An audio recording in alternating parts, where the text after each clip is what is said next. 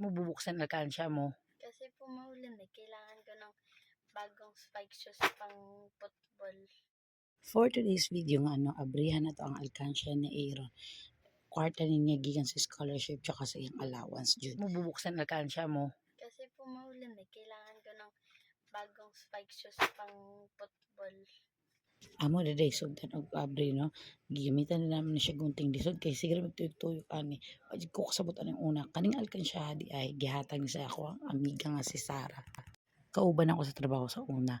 Gihatagan ni una ni para kay Aaron daw kay kugihando kay si Aaron mag-ipon. Ubay-ubay magud na si Aaron magtigom.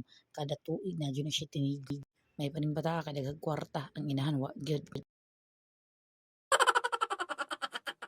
Amo na din giwo di ang sulod sa iyang alkansya daghang tig sulod tuwa pa na pinabili ng mga papel. May puding bata kay di mo na mailad tanaw giuna ni punit ang 500 sunod pud ang isa ka 500 Okay. saan mo siya mauwat Emo lang.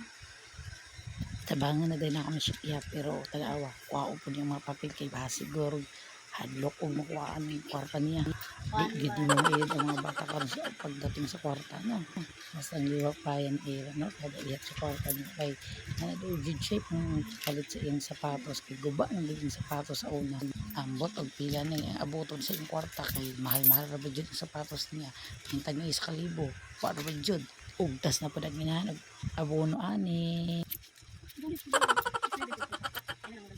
Bangan dyan ako na siya ihap idugay kay Muhammad. Nga tagpulot ko dyan sa kwarta. Ako tag ihap ang tanawa. Tigbebente dyan ihap puniton niya ako tig 5 tapos piso-piso. O diba mautak na bata no. Samtang ihap ni Dere.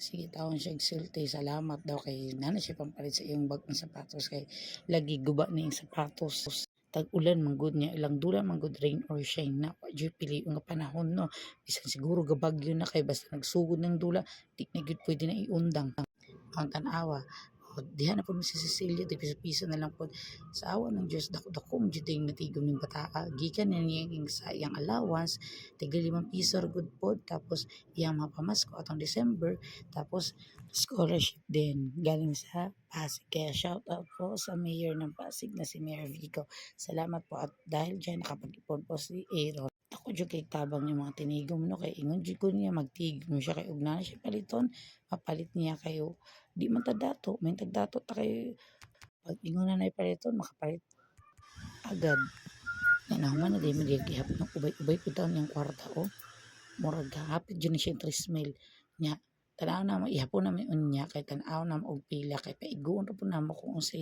igo ang kwarta mo ra po paliton na mo yun lang salamat let's go.